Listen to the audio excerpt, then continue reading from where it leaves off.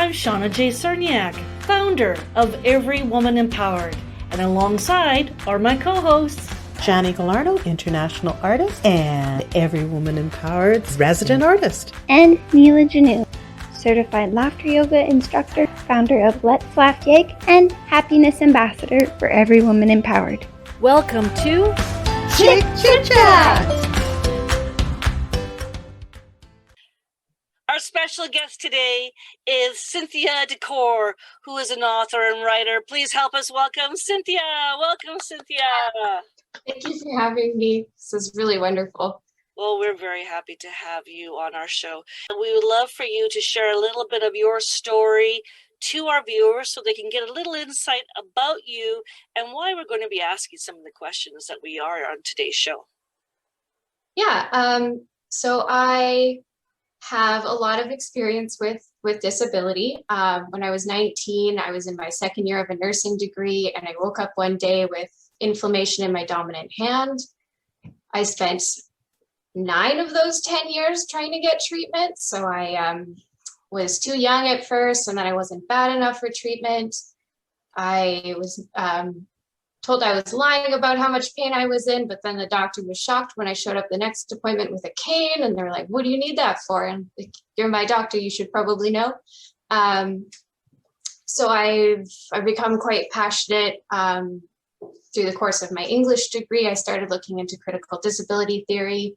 It's not actually taught in the university, but it's a very fascinating field. It's just that academia doesn't, it's just as inaccessible as everything else. So it's a really hard time finding articles on disability theory that are written by disabled authors. So I've kind of started doing that on my own, and I got into writing. Amazing. And now you're sharing your story, helping others, which is so important. And I think, you know, once we get more into the interview, we're going to really hear some interesting questions. And I'm really looking forward to your answers, because I got to tell you, you do have quite an amazing story to share with us. So thank you for being on the show today. Yeah, absolutely. We so appreciate it. We really do. So you had quite the struggle and have been in a lot of pain for a fair amount of your life. What was it that pushed you to get the answers you really, truly needed versus giving up? Because I just can't imagine how hard that was. I really like this question, because actually I give up all the time. And that's how you kind of have to deal with chronic illness. Is you're allowed to quit for the day or for the weekend or for the week. And sometimes pushing through makes it worse and makes it harder. There's a lot of studies that are done where your brain can't tell physical from emotional pain. So becoming frustrated and becoming bitter or resentful when, I mean, like, there's so much to be upset about, it actually makes everything worse. So that's actually what the doctor means when they say eliminate stress from your life and have a positive attitude. It's, I mean, you can't have a life and not be stressed, and you can't be positive all the time when you're in that amount of pain. So letting yourself give up is a big part of coping with chronic illness. And I personally like to be dramatic about it.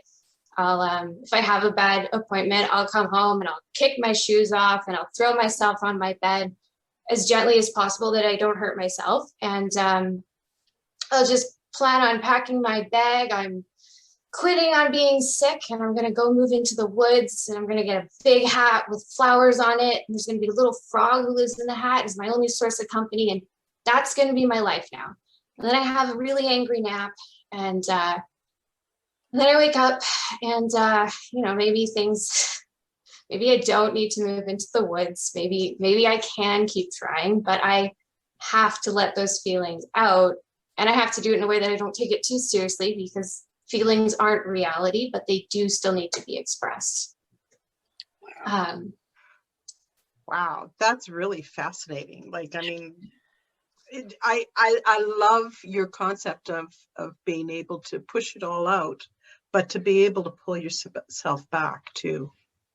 Yeah, and I think I think about pain as the language of the body, because your body is trying to communicate that something is wrong. It doesn't know that something's not actually wrong. So it is trying to protect you. It is trying to communicate with you. So I think of chronic illness as a kind of a dialogue with your body. It's a conversation. It's not just necessarily a negative thing all the time. It just has some negative aspects. Wow. Yeah, It's a really absolutely. amazing way of looking at it, isn't it? Wow. Oh, and I appreciate being enlightened. Oh. You know, because there are a lot of people with chronic pain that, you know, struggle and don't have a voice, and so you're giving a voice, and so I sincerely appreciate that. Yeah, and you're not given a roadmap, so having no example is great. Right. Yeah, I think everybody sometimes needs a roadmap, right? You were talking about the struggle of accessibility for those with disabilities, which is huge. I know myself because I worked in the healthcare and I worked with quadriplegic men. And I have seen some really amazing people, how about we put it like that, dealing with trying to maybe get into a parking space or trying to get into an elevator and that sort of stuff. Could you tell our viewers what the struggle is really like as a person with disabilities, not coming from somebody like myself? Yeah, I mean, at the root of it, it's that we aren't welcome in public spaces because we weren't considered, despite existing. We just weren't considered. So it's.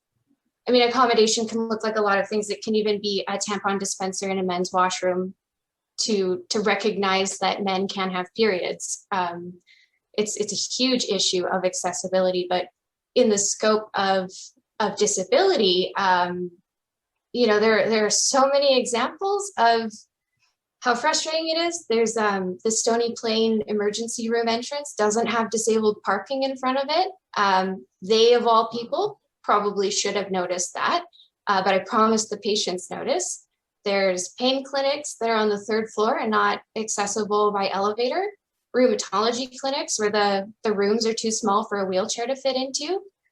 And it's not an issue of cost, which is a common thing that people say, but I mean, if you think about filling in a pothole in a parking lot so that a wheelchair can get over it, that's a finite cost. But if you think about all the disabled people who have to pay for a caregiver or a personal shopper, that cost is infinite. So it's not an issue of cost if we actually look at it critically, but we're not. Even ramps, which are a symbol of accessibility, aren't designed by people who actually use them, and most of them are very difficult to use.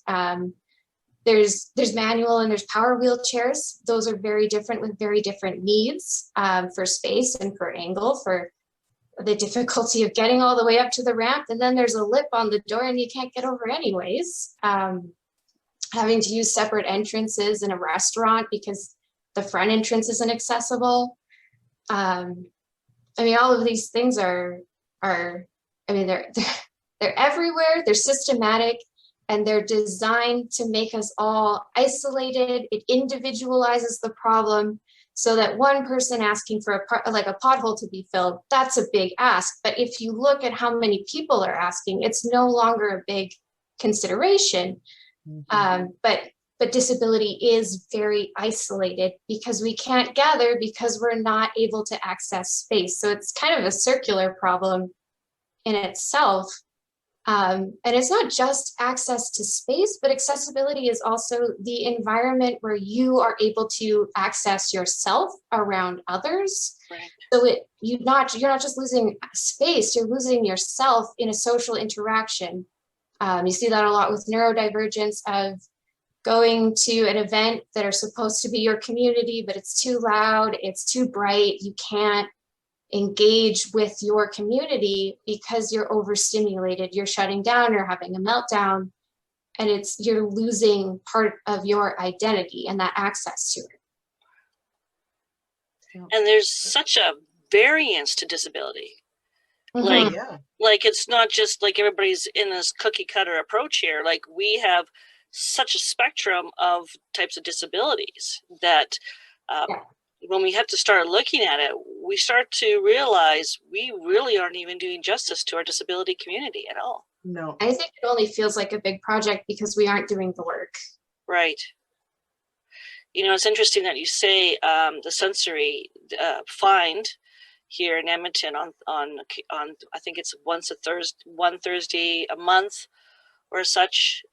They have sensory evening where the lights are dimmed, volume, there's no music on. They ask people to speak lightly, and it's for those that want to come in and do shopping, that they can shop without that stimuli, right? Like how many of us have been in a restaurant where we can't even hear each other speak because the music's pumping so loud, and when you ask the staff to turn it down so you can actually have a conversation, they're like, well, no, that's supposed to be the volume, right? And those are just like sensory issues. So we're not even talking about the actual even physical aspects. It's just there's nothing more overstimulating than a hospital, just to bring it back to healthcare.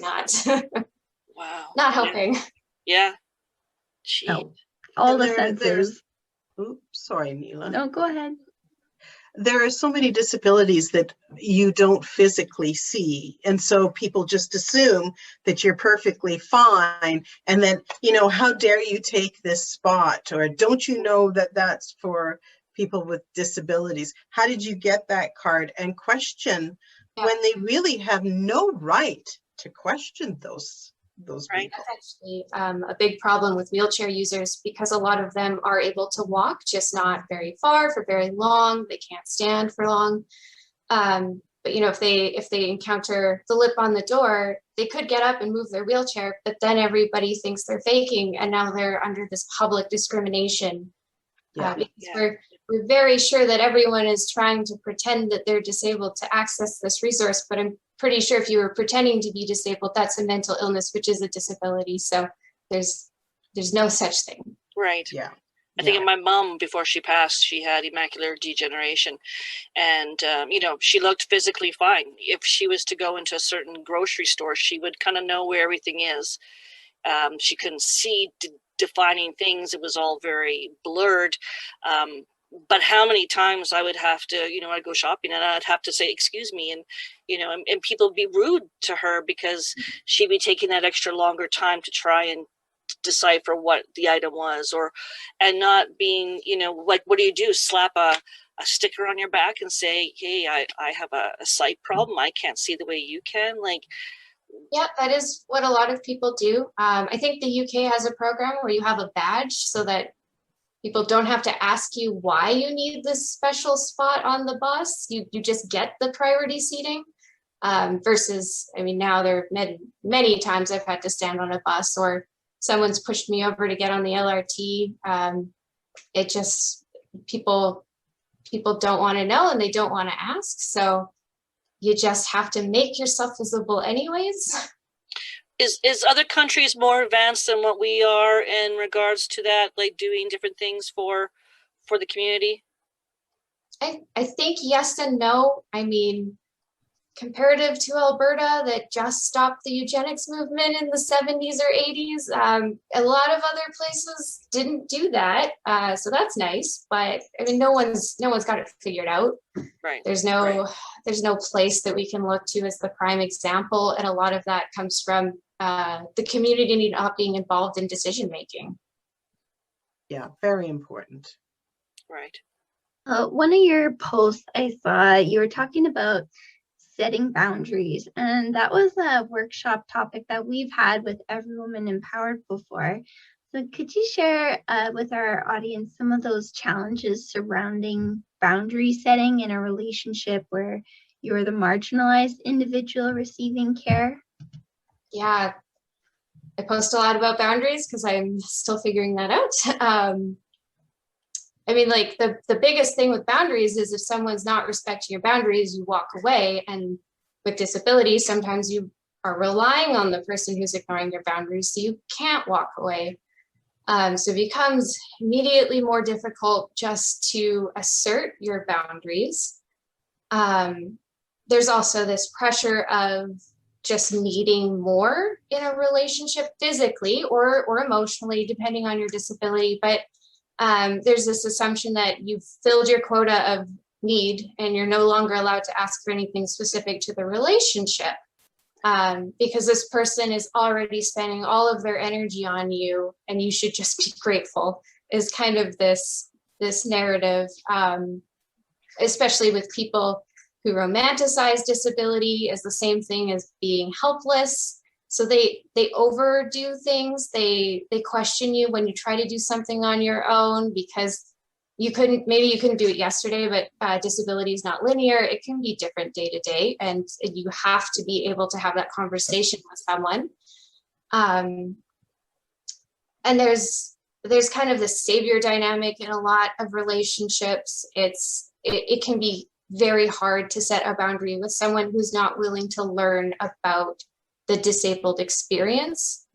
And if you can't have that conversation, you probably can't have a healthy relationship with that person. I also think that boundaries are sometimes easier to set with a disability. People can argue about whether or not you should leave a party, for example, if you're feeling anxious, until you have a medical diagnosis to back you up. And then suddenly, like, people kind of take you more seriously when there's an authority behind you, which isn't fair, but it is a reality that you can say you have a flare up and then people are suddenly not pressuring you to go out drinking. They do stop inviting you if you keep having flare ups, which is a whole other mess with chronic illness. And it does feel like you're always in people's debt just for very simple day-to-day things. And people with disabilities do generally collect with one another, whether it's a genetic condition or support groups. We do create very intimate relationships with each other because we can share this experience.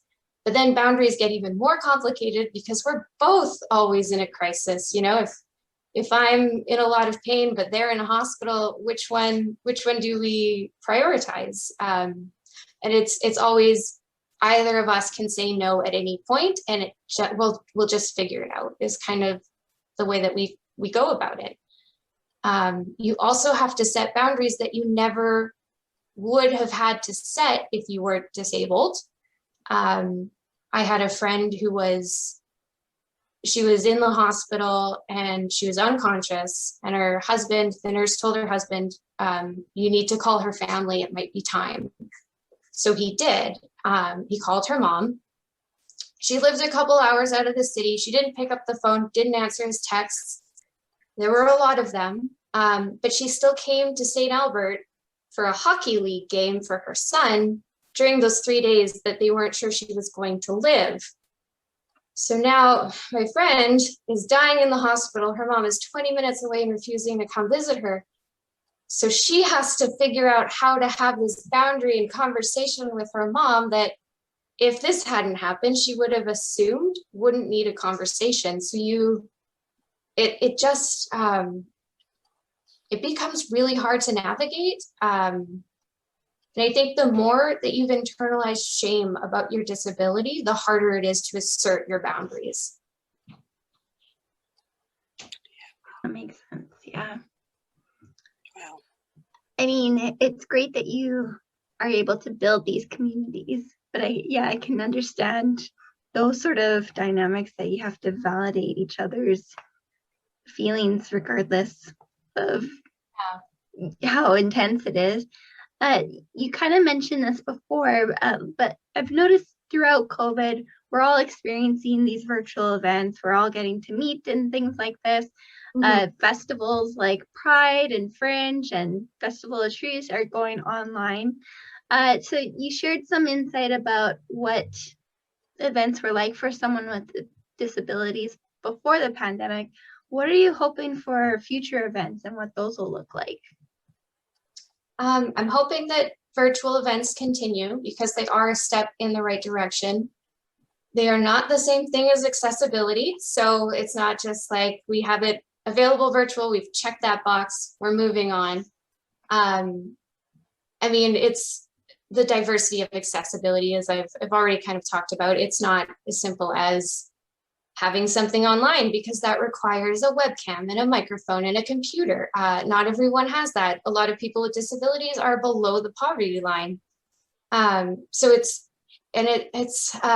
easier to control your accessibility needs with a virtual event. I can control my lighting and my audio, and I can, if I'm getting overwhelmed, I can step away and I'm already home. I can even be medicated during an event, which isn't always possible if I'm going into public. But I mean, if it's the only option that's available for the disabled community, it's not really an option. And we wouldn't all be rushing back to in-person events if virtual events were so great. Right. So there does still need to be more consideration, and it can't just be that we're present. We have to be represented. We have to be included and engaged, you know, with pride. There's so many examples of how the disability community isn't able to access queer spaces. Evolution Wonder Lounge is a really great example where you have to go down the stairs to get in. There's a step to get to the washroom, and those stalls are way too small for anyone in a wheelchair. So they're wonderful and I love them, but they do have accessibility limitations. So there's a lot to consider. And with Pride, I mean, it would be great to see disabled drag queens that aren't somehow like inspiring for their disability, but inspiring for their art form, and also disability representation, because you know, we need to be more than just there to inspire everyone about how much they have and take for granted. We do have our own culture to express, and that's kind of what a lot of my content is about, is the culture of disability, because it's a little bit more than what happens to your body. Right. And you're actually working on a play about ableism. I think it's great. I think it's an underrepresented area, and I think it's going to be so successful.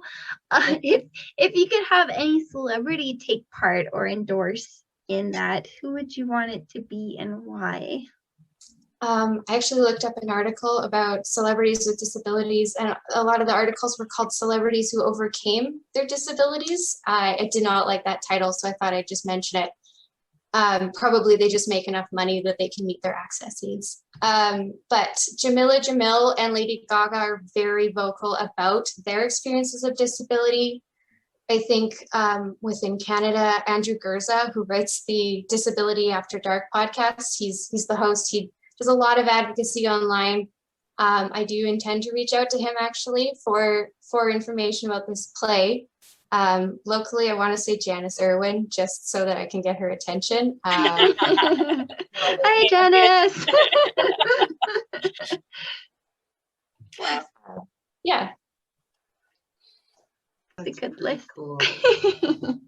Yeah, I'm It's just, a very good list. you know, I gotta say, you just opened my eyes, and like, thank you, because I just didn't, you know, even begin to even realize. And, you know, I like I said, I kind of got my little feathers in a ruffle with my mother, and I want to be, you know, I wanted to be protective and caring, and it made me aware of that aspect. But this takes it into a whole different level, and you know, I think we do need to be more conscious of our surroundings, of our people, of our community, and really being, you know, take care of each other. That's what this is about. It's you know, we're not trying to make this about one thing, but we want to make this about all of us being able to enjoy life at its finest, and have the ability to be able to have the accesses and the resources to do it. You know? Yeah, and to just stop saying that COVID only affects people with underlying health conditions, because that's not fair. Right. Right. Yeah. No, you're absolutely but, you know, I think there's a line from one of the books I've read on disability theory that says help is only useful when it empowers. And I think that's something to guide, you know, if you want to do something for the disability community, empower them. Don't speak for them. Don't say like, I have a disabled nephew, therefore I'm an expert. It's not the same. Exactly. No, it's not the same. We had a beautiful speaker at another interview, and we talk about, you know, what can we do? What can we do? What can we do? Well, let's start working on ourselves first. And what we perceive, what we do, what we think, and then that will help everybody else. You know, we got to first start with ourselves. You know, we can't sit there and try to, I can't sit and fix your situation. I can only fix my situation and try to make it better for others. And you know, I just, thank you for sharing. I really appreciate that. Sorry, this is all I ever talk about, so it's probably giving my friends a break on this. So I'm going to lighten things up here for the very end of our interview here. It's a really important question, but I'm serious about this. If you were an ice cream flavor, what flavor would you be and why? I think just by default, anyone with a chronic illness is going to say coffee, because that's all we've lived on. My friend lies about how much coffee she drinks in a day because she knows that it's too much. But when you don't sleep and you have to go to a bunch of appointments, you live on coffee. I told her one of these days she's going to get blood work and it's just coffee. Yeah. Intravenous coffee every day. Exactly. She does have IV therapy at home, so she could. She totally could. Well, here we go. Coffee, ice cream, all around, eh? Yeah. Is it wrong to have it first thing in the morning, some coffee, ice cream? I mean, technically it's still coffee, right? So it's okay. Well, it's milk. Yeah, there you go. See, it's okay. Tomorrow morning, I'm going to go head over to the grocery store and get some coffee ice cream. Well, Cynthia, I got to tell you, it's been absolutely wonderful having you on the show, and you've definitely opened our eyes, and we hope that you have also helped open the eyes of our viewers and really given some really good food for thought. Now, if our viewers wanted to get a hold of you, where could they find you? So right now I do have an Instagram account called Disabled Discourse. It'll also include information about my play as it gets closer with the COVID conditions. I'm kind of waiting, but the play is called The Only Disability is a Bad Attitude, and I have a bad attitude. Wow. So if you don't hear from me for the next year, keep an eye out for the play. For sure. 100%. Well, thank you again for enlightening us, and good luck on your play. I definitely will be coming to see that. So all the best, Cynthia, and thanks for being on Chick Chit Chat. You have yourself a great one. Bye-bye. Thank you.